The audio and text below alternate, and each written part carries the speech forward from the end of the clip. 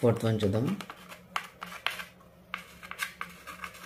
5005కి factors కనుక్కోవాలన్నమాట.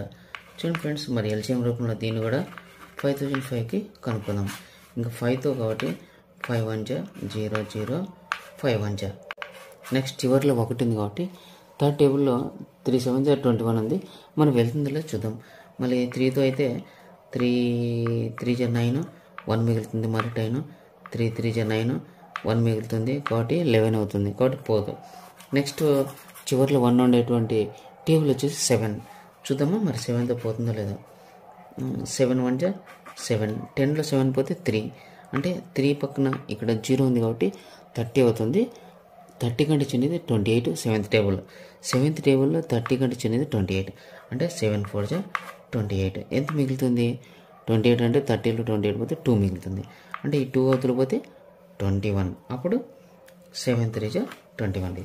Next వచ్చేసి ఇంకా బాగా అబ్జర్వ్ చేస్తే మీరు బాగా ప్రాక్టీస్ చేస్తే 143 అనేది ఓన్లీ 11 టేబుల్లో మాత్రమే ఉందన్నమాట.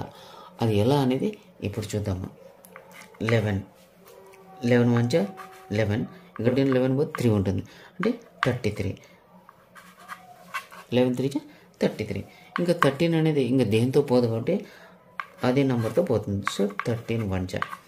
ఇప్పుడు therefore prime factors of factorization of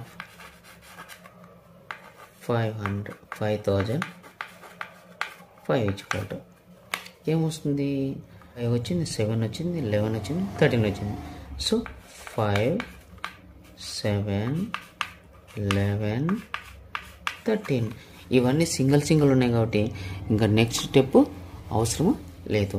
ఇదే ఆన్సర్ అనమాట. ఆన్సర్ ఏమొచ్చింది? 5 7 11 13.